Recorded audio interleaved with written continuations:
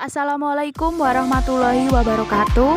Hai teman-teman, kami dari kelompok 4 yang beranggotakan Nadia, Dia, Fauzia, Melia, Devi, dan Bayu akan mempresentasikan tentang model pembelajaran Problem Based Learning atau PBL. Selamat menyaksikan.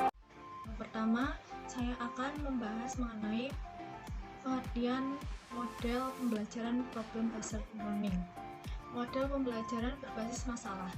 Cara pengembangan berpikir siswa dapat dilakukan dengan mempelajari berbagai hal dan dapat mengkaitkannya dengan permasalahan kehidupan sehari-hari.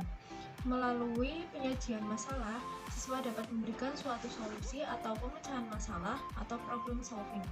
Semakin sering siswa memecahkan masalah, maka kemampuan berpikir siswa akan semakin terasa dan dapat meningkatkan kepekaannya terhadap masalah dalam kehidupan sehari-hari. Lebih lanjut, pembelajaran berbasis masalah tidak hanya sebatas hafalan.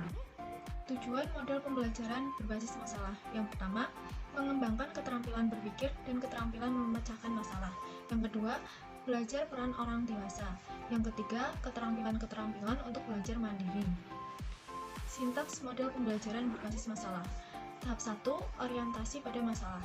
Di sini guru menjelaskan tujuan pembelajaran, menjelaskan logistik yang dibutuhkan, mengajukan fenomena atau demonstrasi atau cerita untuk memunculkan masalah, memotivasi siswa untuk terlibat dalam pemecahan masalah yang dipilih. Yang kedua, mengorganisasi siswa untuk belajar. Guru membantu siswa untuk mendefinisikan dan mengorganisasikan tugas belajar yang berhubungan dengan masalah tersebut. Yang ketiga, membimbing penyelidikan individual maupun kelompok. Di sini guru mendorong siswa untuk mengumpulkan informasi yang sesuai, melaksanakan eksperimen untuk mendapatkan penjelasan dan pemecahan masalah. Yang keempat, mengembangkan dan menyajikan hasil karya. Guru membantu siswa dalam merencanakan dan menyiapkan karya yang sesuai seperti laporan, video, dan model serta membantu mereka untuk berbagi tugas dengan temannya. Yang kelima, menganalisis dan mengevaluasi proses pemecahan masalah. Guru membantu siswa untuk melakukan refleksi atau evaluasi terhadap penyelidikan mereka dan proses-proses yang mereka gunakan. Selanjutnya yaitu model inquiry. Salah satu contoh model pembelajaran berbasis masalah adalah model inquiry. Inquiry merupakan strategi untuk menciptakan siswa agar mampu menyelidiki suatu permasalahan untuk mendapatkan informasi yang selanjutnya siswa mampu merumuskan hasil penemuannya. Terdapat 6 tahapan pembelajaran inquiry. Yang pertama, menyajikan pertanyaan atau masalah. 2. Membuat hipotesis. 3. Merancang percobaan. 4. Melakukan percobaan untuk memperoleh informasi. 5. Mengumpulkan dan menganalisis data atau uji hipotesis. 6. Membuat kesimpulan. 3 jenis berdasarkan besarnya bimbingan yang diberikan oleh guru kepada siswanya. Di antaranya, yang pertama, inquiry terbimbing atau guided inquiry approach. 2. Inquiry bebas atau free inquiry approach. 3. Inquiry bebas yang dimodifikasikan atau modified free inquiry approach. Ada 4 keunggulan model pembelajaran inquiry menurut Hamruni tahun 2012. 1. Menekankan pada pengembangan aspek kognitif, afektif, dan psikomotor secara seimbang. 2. Memberikan kesempatan kepada siswa untuk belajar sesuai dengan gaya belajarnya. 3. Sesuai dengan perkembangan psikologi belajar modern yang menganggap belajar adalah proses perubahan tingkah laku lewat pengalaman. 4. Mampu melayani kebutuhan siswa yang memiliki kemampuan di atas rata-rata. Selanjutnya, langkah-langkah penggunaan model pembelajaran PBL. Ada 5 langkah. Yang pertama, konsep dasar. Fasilitator memberikan konsep dasar, petunjuk, referensi, atau link dan skill yang diperlukan dalam pembelajaran tersebut. Yang kedua, pendefinisian masalah. Dalam langkah ini, fasilitator menyampaikan skenario atau permasalahan dan peserta didik melakukan berbagai kegiatan brainstorming dan semua anggota kelompok mengungkapkan pendapat, ide, dan tanggapan terhadap skenario secara bebas sehingga dimungkinkan muncul berbagai macam alternatif pendapat. Lalu yang ketiga, ada pembelajaran mandiri. Peserta didik mencari berbagai sumber yang dapat memperjelas isu yang sedang diinvestigasi.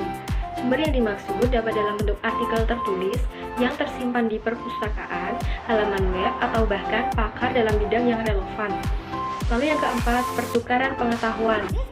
Setelah mendapatkan sumber untuk keperluan pendalaman materi dalam langkah pembelajaran, Selanjutnya, pada pertemuan berikutnya, peserta didik berdiskusi dalam kelompoknya untuk mengklarifikasi capaiannya dan merumuskan solusi dari permasalahan kelompok. Pertukaran pengetahuan ini dapat dilakukan dengan cara peserta didik berkumpul sesuai kelompok dan fasilitatornya. Yang kelima, penilaian. Penilaian dilakukan dengan memadukan 3 aspek pengetahuan atau knowledge, kecakapan atau skill, dan sikap atau attitude. Penilaian terhadap penguasaan pengetahuan yang mencakup seluruh kegiatan pembelajaran yang dilakukan dengan ujian akhir semester atau UAS, ujian tengah semester atau UTS, kuis, PR, dokumen, dan laporan. Lalu keunggulan penerapan model pembelajaran Problem Based Learning atau PBL, yaitu yang pertama, pemecahan masalah merupakan teknik yang cukup bagus untuk lebih memahami isi pelajaran sehingga pembelajaran lebih bermakna. Yang kedua, pemecahan masalah dapat menantang kemampuan siswa serta memberikan kepuasan untuk menemukan pengetahuan baru bagi siswa. Yang ketiga, pemecahan masalah dapat meningkatkan aktivitas pembelajaran siswa. Yang keempat, pemecahan masalah dapat membantu siswa bagaimana mentransfer pengetahuan siswa untuk memahami masalah dalam kehidupan nyata. Kelemahan dari penggunaan model pembelajaran PBL yaitu sebagai berikut. 1. Manakala siswa tidak memiliki minat atau siswa berasumsi bahwa masalah yang dipelajari sulit atau untuk dibicarakan, maka akan merasa enggan untuk mencoba. Yang kedua, keberhasilan model pembelajaran melalui PBL memerlukan cukup waktu untuk mempersiapkannya.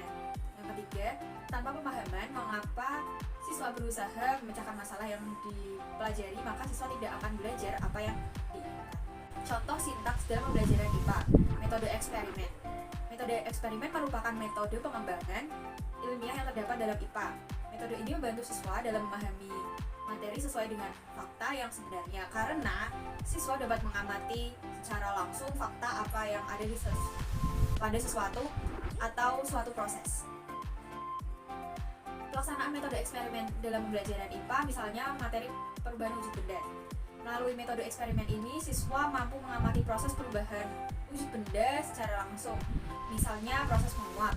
Saat siswa hanya dijelaskan akan membuat siswa kebingungan dan kemungkinan dapat terjadi miskonsepsi. Namun saat dipraktekkan secara langsung, siswa akan mengetahui proses menguap diawali dari zat cair yang harus dipanaskan terlebih dahulu, lalu akhirnya keluar menjadi gas-gas. Selanjutnya, materi pembelajaran muatan IPA tentang perubahan wujud benda.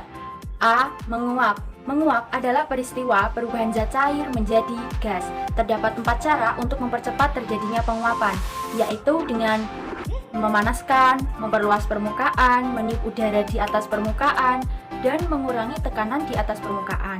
Nah, prinsip penguapan ini kemudian dipakai sebagai dasar untuk membuat AC dan kulkas. Contohnya, air yang direbus jika dibiarkan lama-kelamaan akan habis. Bensin yang dibiarkan berada pada tempat terbuka lama-lama juga akan habis dan berubah menjadi gas. B. Membeku. Membeku merupakan peristiwa perubahan zat cair menjadi padat karena adanya pendinginan. Es adalah bentuk atau wujud dari air dalam bentuk padat. Air dapat membeku apabila mengalami penurunan suhu yang sangat dingin. Misalnya, air dimasukkan dalam freezer akan menjadi es batu. C. Mencair. Mencair merupakan peristiwa perubahan zat padat menjadi cair. Hal ini karena adanya kenaikan suhu panas. Contoh perubahannya yaitu es dalam sirup lama-lama berubah menjadi air. Mentega yang dipanaskan di wajan berubah menjadi minyak. Dan es batu berubah menjadi air. Dan lain sebagainya. Mengkristal dalam peristiwa perubahan wujud, dia dari gas menjadi padat ataupun sebaliknya. Untuk membedakannya, kamu bisa menggunakan istilah melenyap dan mengkristal. Melenyap adalah peristiwa perubahan wujud, padat menjadi gas. Mengkristal adalah peristiwa perubahan wujud gas menjadi padat. Contohnya adalah kabut barus atau pada peristiwa perubahannya uap menjadi salju.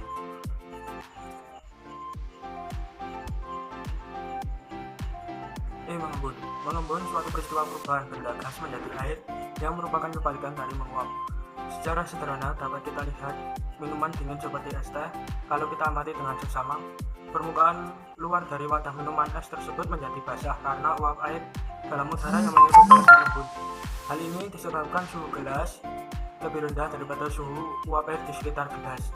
Contoh mengembun yang lain adalah ketika kita menyimpan es batu dalam sebuah gelas, maka bagian luar gelas akan basah, atau rumput di lapangan pada pagi hari menjadi basah walaupun malam harinya tidak hujan. Menyublim. Menyublim merupakan suatu peristiwa perubahan wujud dan padat menjadi gas atau sebaliknya. Contoh menyublim yaitu pada kompor barus atau kampret yang disimpan pada lemari padat lama-lama akan habis. Nah, sekian presentasi dari kelompok kami. Apabila ada pertanyaan, bisa ditanyakan di forum diskusi Elena ya. Terima kasih. Wassalamualaikum warahmatullahi wabarakatuh.